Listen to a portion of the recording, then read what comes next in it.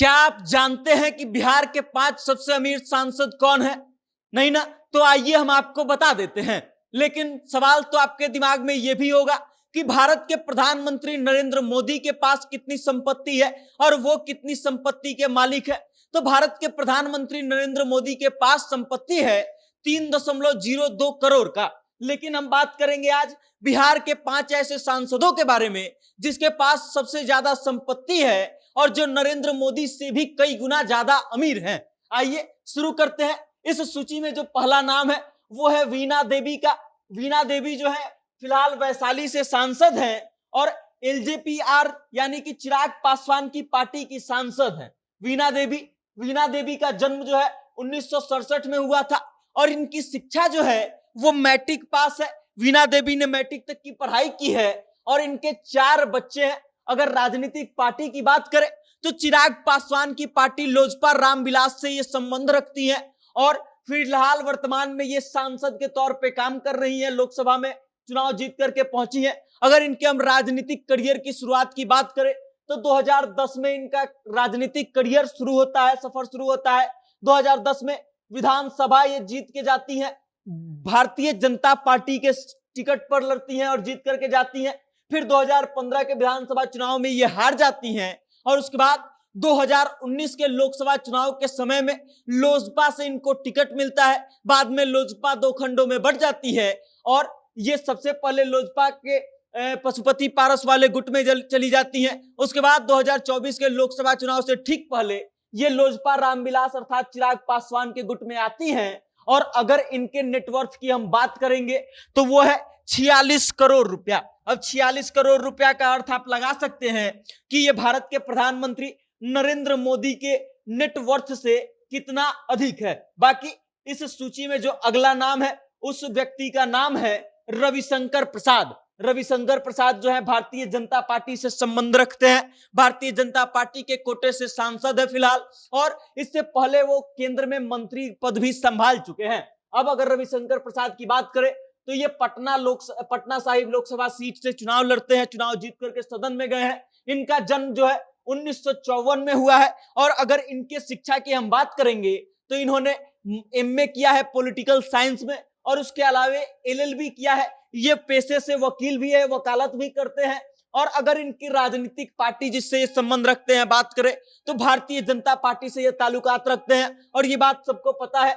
उसके बाद इनके अगर राजनीतिक करियर की बात की जाए तो 2000 ईस्वी में इनकी राजनीतिक करियर की शुरुआत होती है, राजनीतिक सफर शुरू होता है और 2000 से लेकर के 2019 तक कई टर्म ये राज्यसभा सांसद के तौर पे काम करते हैं, राज्यसभा में एमपी रहते हैं। उसके बाद 2019 के बाद से 2019 और 2024 में ये लोकसभा के लिए चुनाव लड़ते हैं और भारतीय जनता पार्टी के टिकट पर 2 बार से पटना साहिब से ये चुनाव लड़ रहे हैं और जीत करके सदन पहुंच रहे हैं। बात अगर किया जाए रविशंकर प्रसाद का तो इनका जो नेटवर्थ है वो 40 करोड़ रुपया है। 40 करोड़ रुपया से आप अनुमान लगा सकते हैं कि ये जो नेटवर्थ है वो भारत के प्रधानमंत्री नरेंद्र मोदी से कितना अधिक है। बाकी इस सूची में अगर किसी अगले व्यक्ति का नाम लिया जाए तो वो है डॉक्टर संजय जायसवाल। संजय जायसवाल जो है पश्चिम चंपारण से, वेस्ट चंपारण से भारतीय जनता पार्टी के कोटे से लोकसभा पहुंचे हैं उनके टिकट पर जीत करके।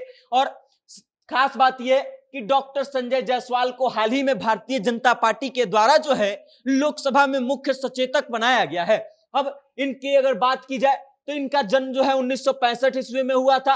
अगर इनके शिक्षा की बात की जाए तो इन्होंने एमबीबीएस किया है, मतलब ये नाम के ही नहीं काम के भी डॉक्टर हैं और पेशे से ये चिकित्सक के तौर पे भी काम करते हैं। उसके बाद राजनीतिक पार्टी जिससे ये संबंध रखते हैं वो है भारतीय जनता पार्टी। अगर इनके राजनीतिक करियर की बात की जाए तो 2009 से लगातार भाजपा के सांसद हैं, मतलब 2009 में चुनाव जीते, 2014 में चुनाव जीते, फिर 2019 में और 2024 में लगातार 2009 से चुनाव जीतते आ रहे हैं। और अगर इनके नेटवर्थ की हम बात करें तो वो है 29 करोड़।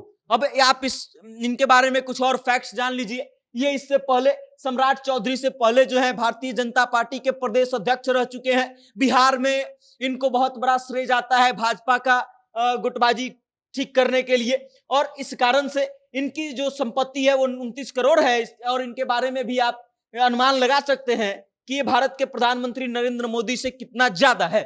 बाकी अगर अगला नाम लिया जाए तो यह है राजभूषण चौधरी। राजभूषण चौधरी जो है फिलहाल मुजफ्फरपुर से सांसद है, भारतीय जनता पार्टी के कोटे से सांसद है और इनके जन्म का अगर बात करें तो इनका जन्म 1978 में हुआ था। इनके शिक्षा की अगर हम बात करेंगे तो ये भी MBBS है, ये भी चिकित्सक है पेशे से। और इनके बच्चे की अगर हम बात करें तो इनके 2 बच्चे हैं। उसके बाद अगर इनकी राजनीतिक पार्टी की बात करें जिससे ये संबंध रखते हैं तो वो है भारतीय जनता पार्टी। और अगर इनके राजनीतिक करियर की हम बात करें तो ये 2024 में पहला बार लोकसभा चुनाव जीते हैं, पहली बार सांसद बने हैं। और इससे पहले खास बात यह कि 2019 में ये चुनाव लड़े थे मुजफ्फरपुर से लोकसभा का। उस समय VIP के टिकट पर चुनाव लड़े थे और इनका सामना हुआ था बीजेपी के प्रत्याशी अजय निषाद से। बाद में अजय निषाद जो है इनको समझा बुझा के ले आते हैं बीजेपी में और 2024 के लोकसभा चुनाव की अगर बात करें तो भारतीय जनता पार्टी अजय निषाद का टिकट काट देती है और टिकट मिलता है राजभूषण चौधरी को। राजभूषण चौधरी वो नाम है जो बिहार में सबसे अधिक मार्जिन से लोकसभा चुनाव जीता है और उसके बाद 2024 में पहला बार लोकसभा जीते और पहली बार में ही केंद्र में मंत्री भी बन गए। और इस कारण से इनके बारे में जानना बेहद जरूरी है। जब लोकसभा चुनाव चल रहा था तब भारत के प्रधानमंत्री नरेंद्र मोदी जो है वो आए थे इनका चुनाव प्रचार करने के लिए और तब भारत के प्रधानमंत्री नरेंद्र मोदी ने उनको एक तरह से आश्वस्त करके गए थे कि आप चुनाव जीत करके आइएगा तो आपको केंद्र में मंत्री पद दिया जाएगा। उसके बाद अगर बात करें इनके नेटवर्थ की तो वो है 20 करोड़ रुपया और 20 करोड़ रुपया का अर्थ है कि भारत के प्रधानमंत्री नरेंद्र मोदी के नेटवर्थ से कई गुना ज्यादा। बाकी इस सूची में फिलहाल जो अंतिम नाम है, 5वां नाम है जो बिहार के 5वें सबसे अमीर सांसद है, उस व्यक्ति का नाम है तारिक अनवर। तारिक अनवर जो है कांग्रेस से ताल्लुकात रखते हैं और कटिहार लोकसभा सीट से चुनाव जीत करके लोकसभा पहुंचे हैं। इनके अगर जन्म की बात करें तो 1951 में इनका जन्म होता है। शिक्षा जो है इन्होंने ग्रेजुएशन किया है, BSc किया है, साइंस में ग्रेजुएशन किए हैं। उसके बाद अगर इनके बच्चे की बात करें तो इनके 5 बच्चे हैं। अगर राजनीतिक पार्टी की बात की जाए तो ये फिलहाल कांग्रेस से संबंध रखते हैं, लेकिन इससे पहले ये कांग्रेस से अलग हुए हैं, उसकी कहानी हम आपको बताएंगे। उसके बाद अगर बात करें इनके राजनीतिक करियर की तो 1977 में ये पहली बार चुनाव लड़े थे कांग्रेस के टिकट पर कटिहार से, लेकिन 1977 का चुनाव ये हार गए थे और उसके बाद 1980 में फिर कांग्रेस इनको उम्मीदवार बनाती है। 1980 में पहली बार ये चुनाव जीतते हैं। उसके बाद 1980 के बाद जो है 1984 में, 1996 में और 98 में 4 बार सांसद बनते हैं और उसके बाद 1999 में ये कांग्रेस से अलग हो जाते हैं और कांग्रेस से अलग होकर के PM सांगवा और शरद यादव के साथ मिलकर के NCP बनाते हैं, नेशनलिस्ट कांग्रेस पार्टी का गठन करते हैं और उसके बाद 2004 से 2010 तक NCP के कोटे से राज्यसभा में ये सांसद रहते हैं। और उसके बाद अगर हम बात करें 2012 में जो है मनमोहन सिंह के कार्यकाल में तारिक अनवर को मंत्री बनाया जाता है, केंद्रीय मंत्री बनते हैं। उसके बाद वापस से 2014 में ये चुनाव लड़ते हैं और 2014 में चुनाव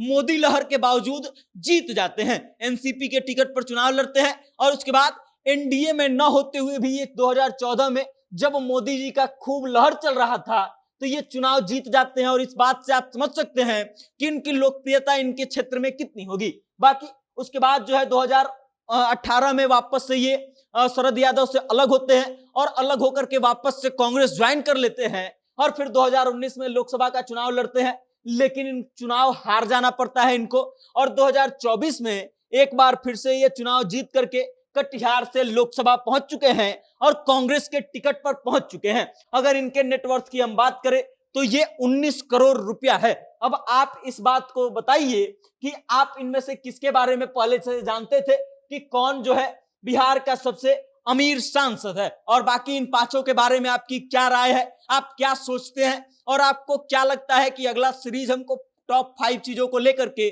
किस चीज के ऊपर करना चाहिए। अपनी राय कमेंट के माध्यम से हम तक भेजिएगा और देखते रहिएगा जनता जंक्शन। बहुत बहुत धन्यवाद।